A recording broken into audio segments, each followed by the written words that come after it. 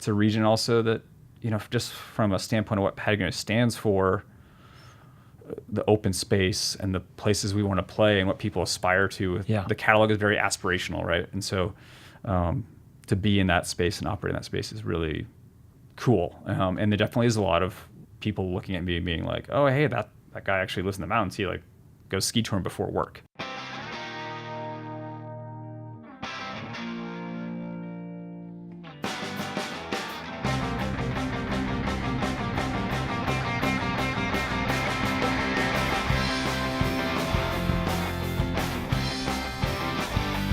This is A New Angle, and I'm your host, Justin Angle, marketing professor at the University of Montana. This podcast is my chance to speak with cool people doing awesome things in and around the great state of Montana. This show is proudly presented by First Security Bank and Blackfoot Communications. All right, welcome back. Thanks for tuning in this week. Before we get into today's episode, I want to just call out attention to some really exciting guests we have coming up over the next several weeks. Pulitzer Prize winning New York Times columnist and journalist Maureen Dowd. She was on campus a couple weeks ago and we caught some of her time. I got the chance to speak with Amy Martin, the creator, producer, and host of the Threshold podcast. The Threshold podcast is amazing. We have an interview with Steve Albini, the legendary sort of sound engineer and native Missoulian. And then just this week, I caught up with Cheryl Strayed, a best-selling author of Wild and a couple other amazing books. She was here on campus to give the presidential lecture series talk, and it was amazing, and we had a fantastic conversation. So super excited to bring those to you. And along those lines, I'd love to ask for your help. We need to grow this audience. We want to get this content out to as many people as we can, and the way you can help us is to rate, review, and share the show. Tell your friends about it. Help us spread the word. That's how I learned about podcasts. Other podcasts I wanted to listen to is people recommending them to me. So if you could do that, if you're so willing, we'd really appreciate it. And thank you.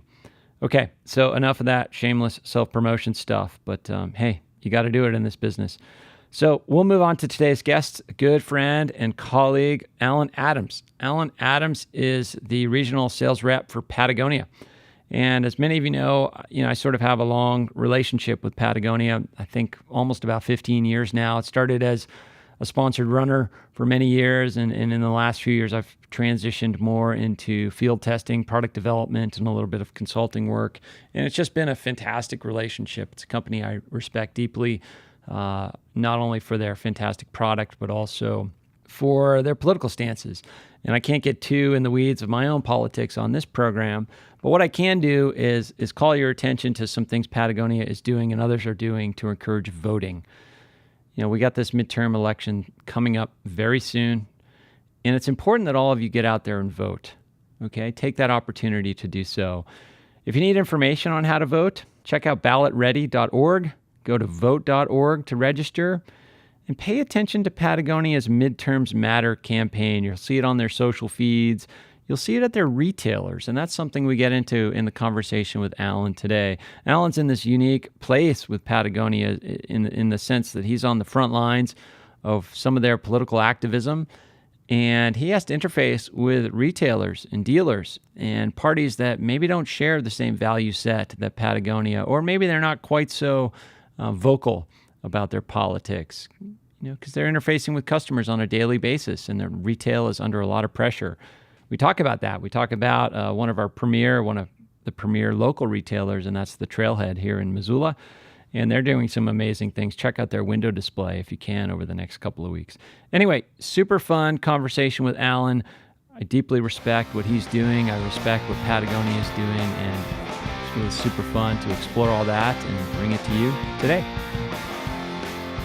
All right, so we're here today with Alan Adams. Alan, thanks for coming on the podcast. Thanks for having me. This is kind of another one of those chance occurrences that I absolutely love with this podcast, where you get somebody awesome coming through town and you can grab a little bit of their time. So Alan's the rep for Patagonia in this region, and you just recently completed a sales meeting on your way to points unknown and a cool vacation in the van, and just grabbed you for a little bit. So thanks for coming on. Yeah, I'm excited to be here, and it was really worked out well to be driving through and make this happen. So. Yeah, that's a bit of a homecoming in the sense that you've come and spoken in our classes and been really generous with your time and contributing to what we're trying to do here at the College of Business. Yeah. Jackie roped me in one day at Kiefer's studio. Oh, at Momentum. Yeah. Said, Another hey. friend of the pod. Yeah, and Kiefer's like, you should get Alan to teach some classes. So that was been really fun to be involved in some of the marketing classes, and the students really seemed pretty excited about Patagonia in general and pretty fired up to. Yeah, that's often a question I get from students is, "Oh, you're affiliated with Patagonia. I want to work there. How do I work there?" And it's like, it's a tough place to get in. It takes a while. It takes a while. Took me a while. And so maybe we can dig into that a little bit. I mean, we share a little history. Both grew up in New Hampshire. You went to college out there, University of Vermont, right? Yep. And then tell us all about it. Some time as a professional cyclist. Tell us about your path that kind of led you into the into the sales world. Yeah. So actually, I started school. I went to school for 2 years in Boston. Okay. And I was, grew up in northern New Hampshire in the White Mountains. Yep. Playing in the mountains, skiing, running, all those things, and went to the city, and I was having a hard time with being in the city. Yeah. But I had a free ride to school, and I was like, I should do this, even though I don't necessarily want to. And I ended up trying to find my people. I ended up wandering in the Patagonia store on Newberry Street. Okay, that early. And got a job there on the sales floor. And I was instantly just blown away by the company. And I knew about the history of the company. I knew a lot about it, but it didn't really resonate. It was like, just as a consumer, right? Mm-hmm. And then, worked there a little bit part-time. I was in school. And then really the environmental focus of the company got my head spinning on, I was in business school at Northeastern, and it got me thinking, man, I really want to do like an environmental focus to this. And that wasn't something that Northeastern offered. And I was also not happy being in the city. So I transferred to University of Vermont and did their environmental business sort of program with the intention of like getting out and going back to like environmental law school. Yeah, and so at that point, we're talking what, like late 90s, early 2000s? Yeah, it's like 2000. Yeah, and so at that point, environmental sustainability in business is starting to emerge a bit on college campuses as something you can actually study. Yeah. So it sounds like that sort of programming was emerging at Vermont. Yeah, it was actually a really big, we had a lot of local companies. We had Seventh Generation, Ben & Jerry's. Like we had, a lot of local things to draw from. Yeah. There's a lot of cool progressive things going on in Burlington. It's obviously a pretty hip town. And, it's got a lot of similarities to Missoula. Like Missoula, exactly. Actually, yeah. And I just loved it. I was like, that was my element, and I was really excited there. And I worked part-time at a ski shop. I've always had to sort of work. My parents are helpful, but, medium level helpful. Sure. I had to like sort of fund some of my own stuff, and I wasn't just, given a blank ticket.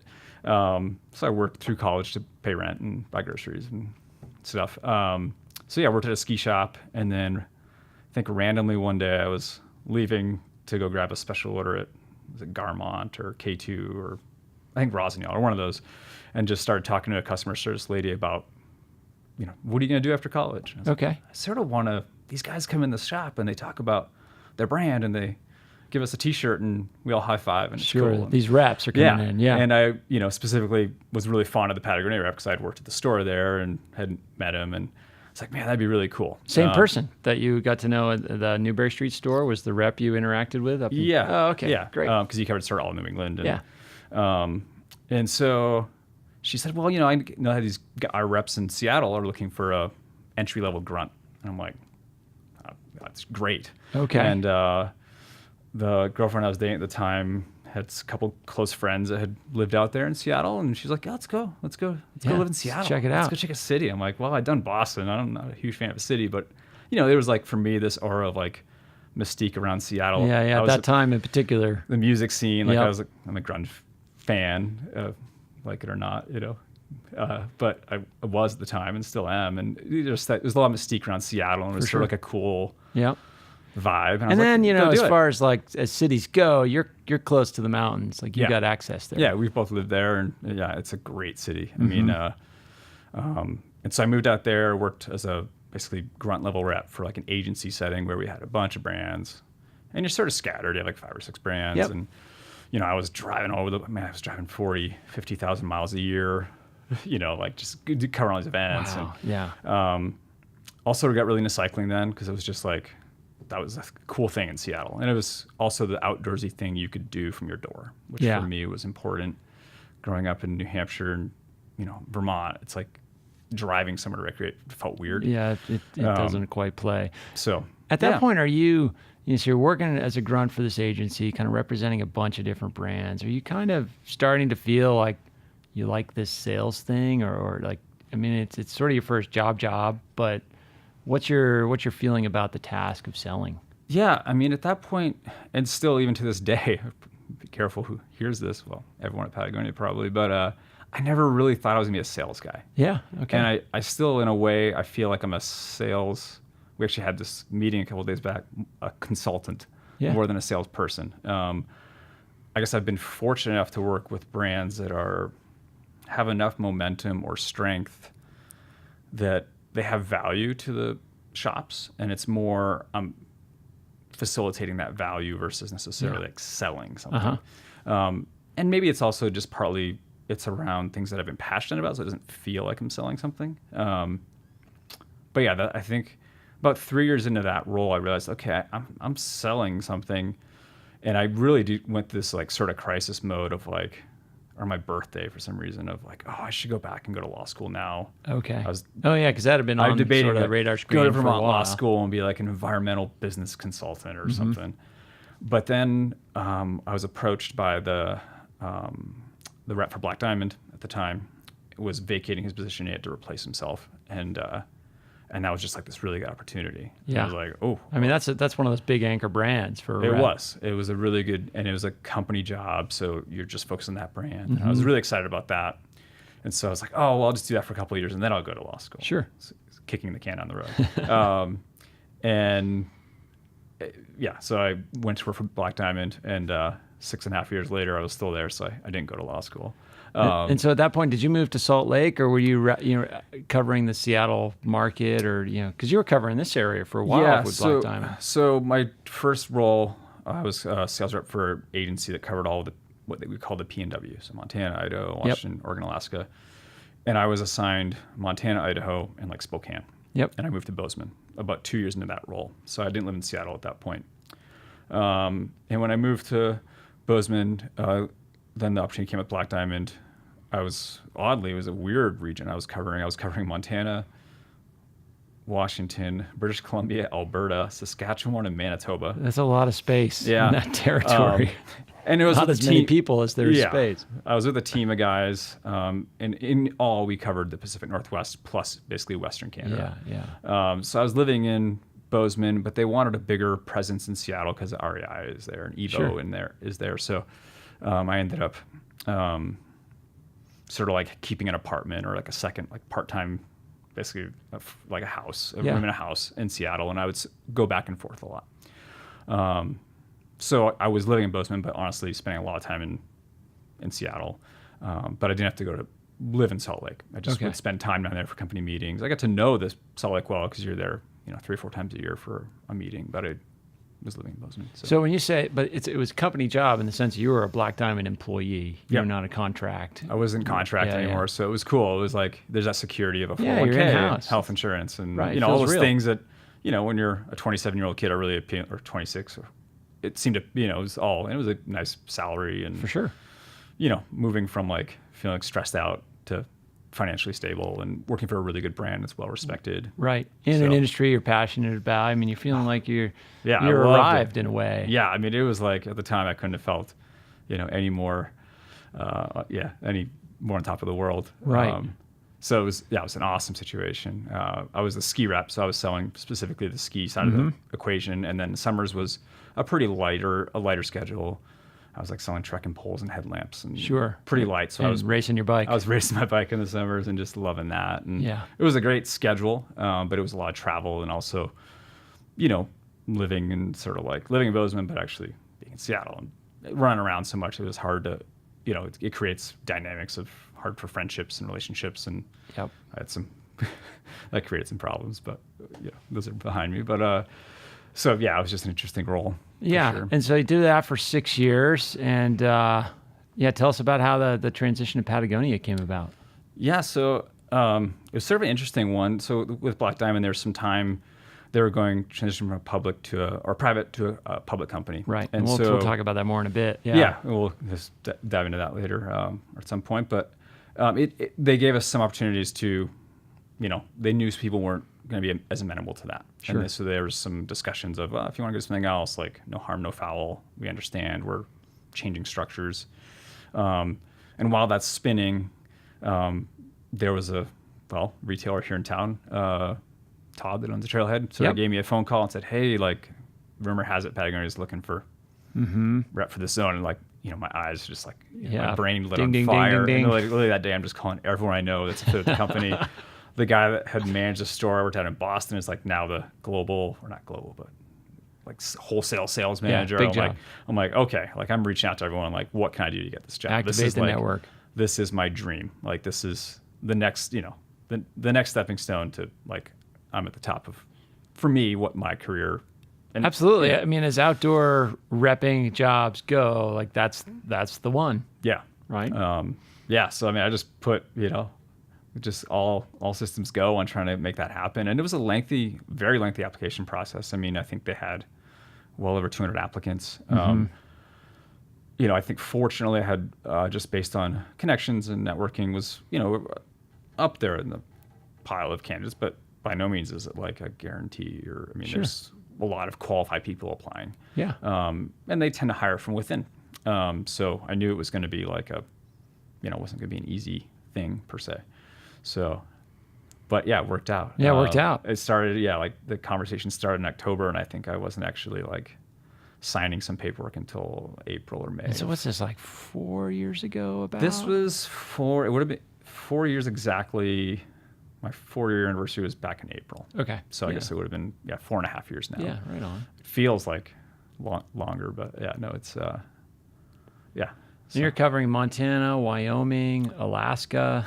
Yeah, and northern sections of Idaho. Yeah, so there's some just Idaho. Overlap of Everything but Sun Valley. Is that kind of? I don't cover Sun Valley or Boise or McCall, but Sure. like Driggs, the Tetons area, and then northern Idaho. So Yeah. it's an interesting territory. It's got a lot of subtleties and beautiful. I joke that I have like the best region in terms of space to work within, but also I have one of the smaller sales regions in terms of finite numbers, like on a spreadsheet, for example. Well, that's an interesting thing we've talked about. Like your region has kind of this iconic brand importance to Patagonia. I mean, it's where a lot of the brand story is being told, yet it doesn't have the big numbers as far as, these giant Colorado ski areas or the Manhattan store or any of these other huge buy orders. Yet you're culturally like a big force, I would imagine, in the sales team. Yeah, it's an interesting position to be in because when you look at like a spreadsheet numbers, like out of 20 reps, I'm like, probably like 15th or 16th. And Sure. It's not like some measuring contest. Like we're all treated very evenly. And our opinions are all validated very evenly. But it's a sales job, right? And people are inherently competitive. And I'm like, oh man, I'm further down the spreadsheet, than I want to be. Yeah. But the reality is like a lot of important things happen in my region.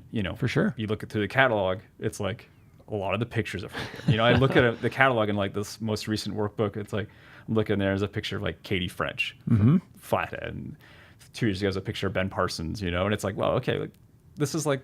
My friends are in the catalog. These are my awesome. people. This is happening here. You've probably been in there at some point, I'm assuming, or something. Rare occasions, but and, made the cut once or twice. And it's just cool to see. And it's also, Yvonne and Melinda have a place in Moose. So they're in the backyard. Like, occasionally something, a note will come from Melinda and it gets to, the boss above my boss, and it comes down to me. And there's, some stuff that's important. Yeah. And it's a region also that, just from a standpoint of what Patagonia stands for, the open space and the places we want to play and what people aspire to. Yeah. The catalog is very aspirational, right? And so to be in that space and operate in that space is really cool. And there definitely is a lot of people looking at me and being like, oh, hey, that guy actually lives in the mountains. He like goes ski touring before work. Yep.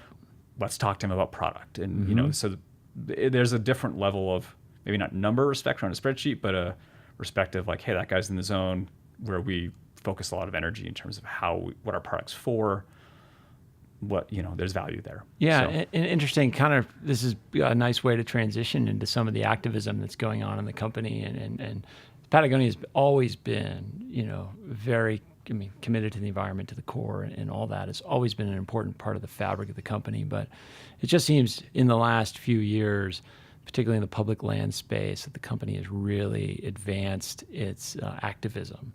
And you've been at the part of that. I know that's a big fulfilling part of your work.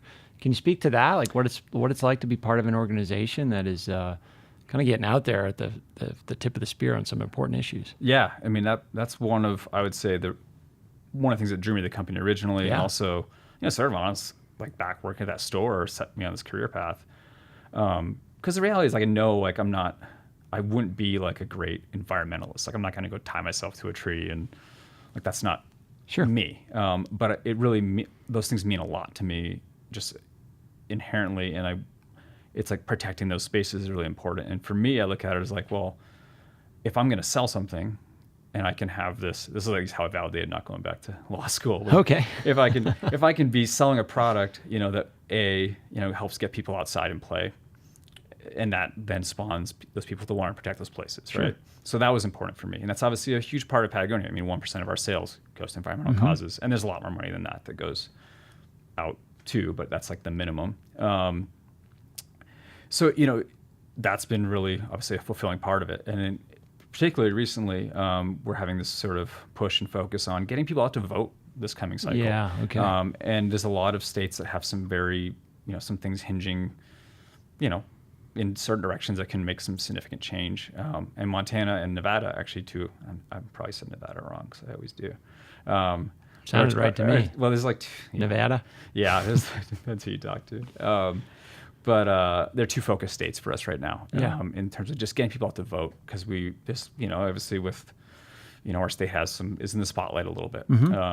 And so we're sort of calling on our retailers to put up some signs and put some windows up and like work with us on this campaign. And that's been really exciting. And this thing came at me right before we went on our, Granite, a few months ago or whatever that was. And it's been really a focal point of my time this summer. Because really summer for us can actually be pretty quiet from a, full on like engaged in terms of working. It's a little bit quieter. Yep. So it's been a fun sort of task this summer to engage in a different way.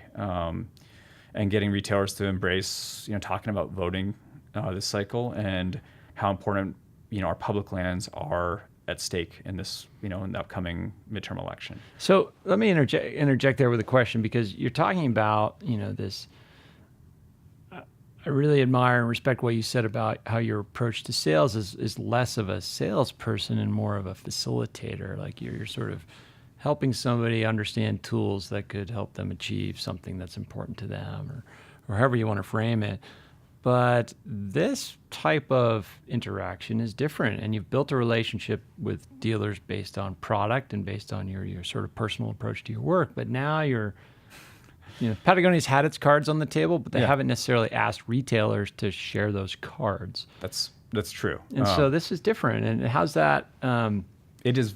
How's that work for you in your role? It is very different, because we've always been vocal ourselves, like our catalog. You read the essays. Which, I remember 20 years ago as a kid, like, in high school and college, reading the book, and it calls to you, but to actually, we haven't in the past done a great job of involving our wholesale, which is like a trailhead. So it's, that's not a store owned by Patagonia. It's they buy the product from Patagonia and sell it to the consumer.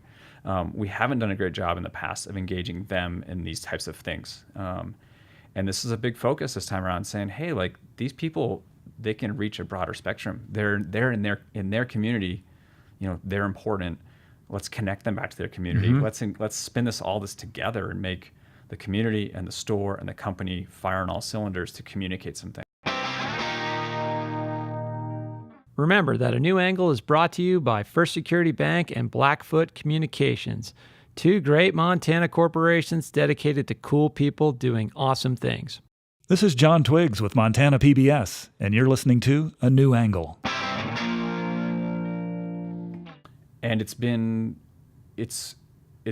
exciting as a rep, but it's also it can be a little scary because stores are nervous, and I rightfully so. And the shop here in town is a rare exception where they're not nervous at all. But some shops within Montana have been nervous because, the customers aren't. Some of them will look at it differently. They say, oh, they're talking about public lands and voting. That means they're liberals, and it's like, well, no, we care about public lands, and there's plenty of people that hunt and fish on public lands. Uses for public lands. This isn't about that, and so, but the perception is because it's tied to Patagonia, which has been regarded as sort of a liberal company, that's what it's about, and it's not. It's like voting is this thing that we, our forefathers fought for. It's like a huge, like everyone's got to do it, and so that's been really cool to see. Cool to see that we're working with that, and that's part of my task. But it's also been frustrating to see how hard it is to like really get people to recognize that just voting is something that it's just about voting. Yeah, it's not about like who you're voting for. We're just saying go vote, and if you vote with your heart, we know that the outcome we want to happen is probably going to happen. But that's not the point. Like it's not about that. It's about wanting people to say, hey, I care about public lands. I'm going to vote for the person that lines up with that value, and have that be a focal point, and having it be more of an issue-based topic versus a partisan-based topic. And that's been, but it has resulted in obviously a lot of partisan fear and discussion point, which is like not the intent, but obviously that's where it goes, right? I mean, so participation amongst the retailers is probably optional, right? But it's very optional. Yeah. Yes. And, have you lost any accounts? I haven't lost accounts. I'd say, if anything, the more hot button topic that actually resulted in a few accounts sort of being pretty vocal was back when a few months ago, when we sued the administration over the Bears over ears. Bears ears. Yeah. There was some, and not necessarily myself, but there were some accounts in various parts of the country that. I mean, the Instagram post was the president lied to you. Yeah. And then he. I mean, that's planting a pretty clear flag. Yeah, and the administration came back with a pretty scathing elitist clothing. It's like, okay, and I can understand how people might feel that way, but I mean, it was like pretty contentious, right? Controversial, and so we did have some accounts that went away, and I wouldn't say this out of arrogance, but when you look, if you're the owner of the company, and you're, doing what we're doing for sales, I don't think necessarily it was that. The attitude was, well, if that's how you feel, we're not going to not go with our heart because of losing an account. We make decisions where we, a year and a half, 2 years, or a year ago, we closed down a retailer that was being bought by Walmart. We'll make decisions with a further out, ideal in mind that may not necessarily line up with the bottom line. Yeah, and I mean, we kind of planted a little flag there earlier with the public versus private that I'd like to get back to. But before we do that, just one thing I wanted to kind of get your thoughts on are this dynamic within retail and brick and mortar retail. I mean, brick and mortar retail, especially shops, are under such pressure from Amazon, from Backcountry, from ordering direct to Patagonia. I mean, you're sort of a competitor and a supplier to your retail partners. Here's an opportunity with this Get Out the Boat initiative to engage that brick and mortar retail community at a different level. That's maybe an area where you reinvigorate that network of the supply chain. No, true. I mean, I get told all the time by my dealers, they'll say, you're our biggest vendor. You're also our biggest competitor. Yeah. And, as an example, locally, like the Dillon Outlet is competing against Trailhead. And I work in the wholesale department, so I work with the Trailhead. I don't work with the outlet. Yeah. They do great things, and they do build brand awareness in Montana, but it is technically opposed in a way. And so we do want to connect that. It's one of the things we discuss at our meetings. I just came from one.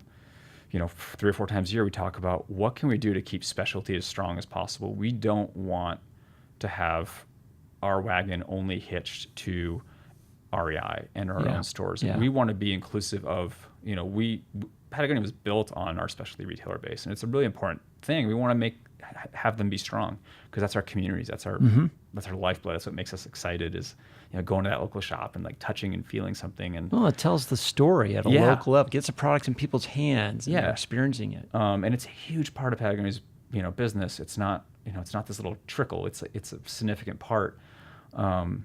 And these things have been really great because connecting back to the community. I've also been involved recently in a couple events with retailers where we're doing these environmental grants to the tune of like $20,000-$25,000. Yeah, big money. And so we've had some presentations around those, and I've gone to a few of those, and it's just seeing that loop of like community, store, vendor, and recognizing that it's a big circle, and we want it all to feel connected. And that's one of the things I've noticed, even just like you mentioned, the challenges of Amazon and online, but what we're seeing is the stores that recognize and embrace their community are succeeding. The ones that don't see that connection, don't see that value, they're going out of business. And locally here you have a great example. I mean, the Trailhead is one of our star retailers. Like, they connect the community, they get it. But we have a lot of people that are stuck in a different era, and it's not working for them. And so we're seeing the stores that recognize that value of, hey, here's our community, we're part of this, we want to be here. You ingrain in that community, you make yourself enough of a part of the community where you're indispensable to the community, and you can see the money circling back within that community. And that's what we truly fundamentally want to see happen. And the environmental touch point, the political touch point, well, it can be a sticky touch point, has helped, I think, further that. So, it's interesting. I mean, a lot of brick and mortar retail sees these big internet behemoth threats coming in and undercutting them on price, and they think that they have to compete on price, and that's sort of the quickest path to death if you try to compete with Amazon on price. You're never going to win Amazon on price. Patagonia and a lot of outdoor brands do like a minimum advertised price, or MAP. We call it a MAP policy. And all of our dealers have to engage in that. So even ourselves, like, we have to hold to a certain price at certain times of the year, or on a seasonal basis. And our stores adhere to that. Backcountry.com adheres to that. So we do make it so that our stores are playing on that level playing field. If you rewind 5 or 6 years ago, the internet was at an advantage because search engine optimization was cheaper. Now that that's so expensive, their advantage, their margin structure, they need full price too. Amazon doesn't, but Backcountry.com, Evo, Moose Jaw, whatever. So now it is sort of, we try to make it less about price, and we don't sell on Amazon for that reason. So we actually don't work with Amazon. We closed Zappos when Amazon bought them, which was an $8 million. That's why it's such a giant deal when, it was a few years back when down sweaters turned up in a Costco. Yeah. Right? And Patagonia was, get that out of there immediately. Yeah. I mean, the hard thing is, they buy it on gray market, or they have these weird ways of acquiring things overseas, potentially. That was an overseas scenario. And we can't, to try to go, we were, go buy them all. Well, okay. You go buy them, and then they just, that fuels the demand. They want to get more. They got a giant corporate order in one slot. Yeah. So we didn't go back and buy them. We just sort of let it bleed until we can, if it was a few, we'd go back and buy them. Sure. But, when it's 80 stores, you can't. But, we keep a really tight eye on distribution. And actually, as a result of that, we really focused, making sure, because some of us had our own, the gray market stuff's coming out of our accounts. So we had to all go back and really look at our account base. Me, not so much being in Montana, Wyoming, just not the volume. You'd catch it if someone was ordering that much stuff, but our rep in New York might not catch. It's pretty easy to see 200 jackets just get ordered, and somehow they go through a warehouse and disappear. And so we keep a tight eye on that. Yeah, as you should. I mean, that's how you protect the brand. Yeah, exactly. Yeah. So, and this kind of transitions into a topic we've alluded to a couple of times, and it harkens back to, you mentioned that, a few weeks back we went on a run up Granite Peak, shared a bunch of time on the trail, and over such time you get to talk about a bunch of different things. And I remember a comment you made to me about not wanting to ever work for a publicly traded company again. And a lot of the stuff you're describing that Patagonia does are things that really only a private company can do. And it's something I think about a lot. Like, there's this default assumption that going public is the thing that businesses should do, and they're Oftentimes with startups, they're in a race to go public. They're in a race to IPO. Yet that's not necessarily the best path. Patagonia is a great case study in doing it a different way. And so maybe talk about your personal experience with being on both sides of that, but also some of the luxuries of or not luxuries, but some of the range of outcomes that a privately held company thinks about that a publicly traded company cannot. Yeah, I mean, I think, I have worked for, like I said, Black Diamond was going public when I was there, and now Patagonia is a private company. And when I was actually at Black Diamond initially, it was a private company. So you see the changes. A public company is essentially beholden to quarterly earnings reports, right? So, inherently there's short-term decisions that are made with a short-term focus. Whereas I think, from my viewpoint, a private company can make decisions with a long-term focus if they choose to. Maybe they want to be. Well, they can make it with whatever focus they want. And I think that's the cool thing is you can go with however you want to look at it. You can focus medium term, long term, short term, have goals that align with all that, and make those decisions based on that rationale versus just the bottom line in the next quarterly earnings report, which then continues to fund the company.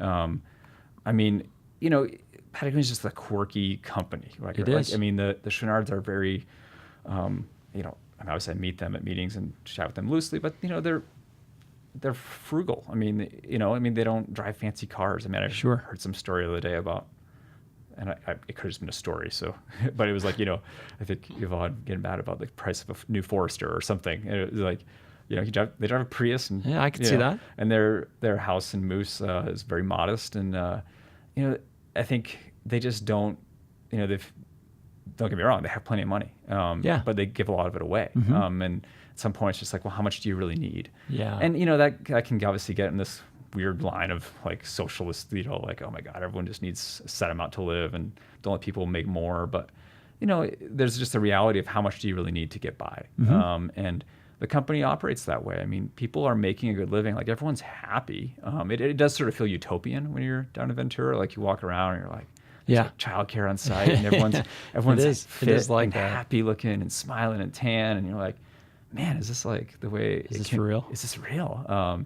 And it is, but it wasn't always that way. I mean, Patagonia went through some hard times. There was they had to at one point let a lot of people go, and it resulted in sort of a looking at the company a different way and at that point, like, they had been on an explosive growth model for a number of years and realized that, hey, this isn't sustainable for what we want of our company. You got to slow this thing down, reassess, and they've been on a great growth path. The last several years, but it's been with a pretty tight focus. Yeah, very tight focus. And a really strong viewpoint of our people, and like recognize that's the biggest asset we have. Even our sales team now. So I just got back from some training, and we're doing these like training seminars on how to manage our time better and how to be more thoughtful and our time off versus our time on. For example, today's we do this 980 Friday work week. That kind of just went into effect recently. And like I'm technically off today. So explain what that is, that 980. So we basically work, the expectation is you work 9-hour days, I guess, then maybe 1 8-hour day in that. And add up to 80 hours over 2 weeks versus, and then take every other Friday off. And that was something the company was doing corporately, in Ventura, and then they rolled out to our sales team just in August. And it's, stuff like that where, if you're public or, a public company, you're just not going to probably encourage that. You're not going to think that way, maybe. Maybe you would. And there's more of that probably going on now than there was 5 years ago. I think partly because Patagonia is driving a lot of that interest. People are seeing it. It's a well-known company now. People see, oh, those guys are doing some cool things, and it's not about the bottom line for them. Like, obviously, you do have to be responsible financially and sell things and keep a sharp pencil, but you don't necessarily have. It's not all about that. And it's been really exciting for now that the reps are being involved in this training, these tools, to feel like we can learn from that, and it's something that just you wouldn't probably see at a public company, just because the focus is work, get to this goal for the next quarter, and then keep going, and then keep going. And Patagonia has this long-term view where we want people to be, I mean, there are people at the company that have been there for 30, Yeah. 20, 30 years. Like, people don't leave. I mean, I joke with friends that, like, how's your job? I'm like, oh, it's awesome. Oh, you ever think of anything different? I'm like, no. I'd say cold, dead hands. You're locked in. That's where you're going to have to pry my job out. It's like, it's just a great place to work because of that mentality. Right, So. right. So along those lines, Alan, I got to ask, because I get this question from students. I mean, students know my sort of affiliation with Patagonia as an athlete, but also kind of in the product testing space and whatnot. And probably because I use the company as an example in every class. Yeah. Just based out of remembering it. I get asked all the time, like, how do I get a job there? And, what would be your recommendation? It's not so much getting a job at Patagonia, although that comes up a lot, but students want to break in. We have a lot of students here that want to get into the outdoor industry. Yeah. And so talk about the various paths in and the skill sets and things that people can do to be successful and break their way in. Yeah. I mean, I think it's looking at, the path you want to take, whether it's marketing or sales or product design, and working your way up through the chain. You don't get hired at Patagonia out of college. I mean, that does happen at a retail level, but you're not going to be a sales rep at 25 for Patagonia. It's at the time when I started, steps. I was one of the youngest ones there. So the brand looks for people that it's a well revered brand in a way that people aspire to it, and so people are gonna. It's a competitive landscape. In the outdoor industry, I'd say it's probably the most competitive brand to get into or to work for, because again, it's so idealistic. Once you're there, it's like, oh my God, I've made it. But the steps, I'd say, like, it's working for the competition. It's learning, at a retail store. I mean, like, I remember when I was taught Jackie's class or stepped into Jackie's class a few times. Kids like, oh, what do I do? I'm like, well, you're in college. You need a part-time job, probably. Go work at the trailhead. Yeah. Go learn how things flow on the floor, and learn the product, meet the players. But don't be the kid that sits there behind the counter twiddling their thumbs, because that's going to last at trailhead. Like, you got to actually like engage with the customers and be part of the community, like I mentioned, and get out there, and people come in, talk to them, and learn. I think it's just learning to talk and be active and recognizing those skills, and that's and then from there, it's going on to be a sales rep potentially for other brands. And then, with the aspiration that maybe you could come back to that, and the same thing at a marketing level, right? We pull people. I mean, we have people from Apple, from Nike, from Burton, from like really well-respected companies. So you got to go work for one of those other companies probably first. Our fabric crew, a lot of them come from this really, and I'm spacing on the name of the school, but a school out east. That's it's North Carolina State. Yeah. Okay. So you know this better. Great textile science company. Well, we're working with them on the project we're doing with Brent, and yeah. So that'll be revealed on the podcast at a future date, but it's sort of under non-disclosure agreement right now. Oh, okay.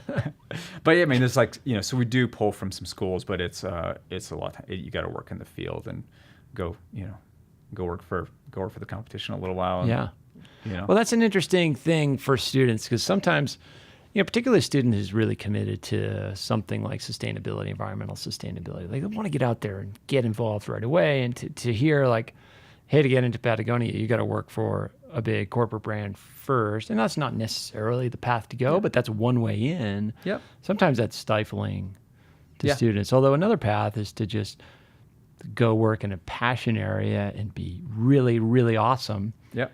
And drive some cause, and maybe that's a way to get on the radar screen. No, that's true. Like, we have obviously we support so many environmental groups and nonprofits.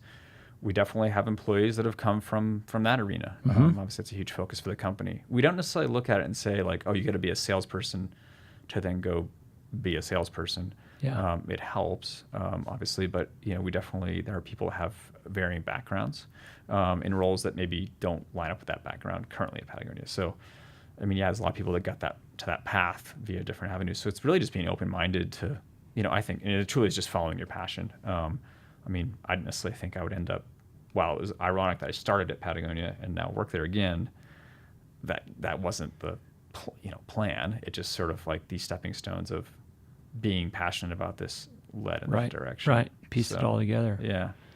But. Well, Alan, you've been hugely generous with your time, particularly as you sort of transition into vacation mode before your crazy wild season.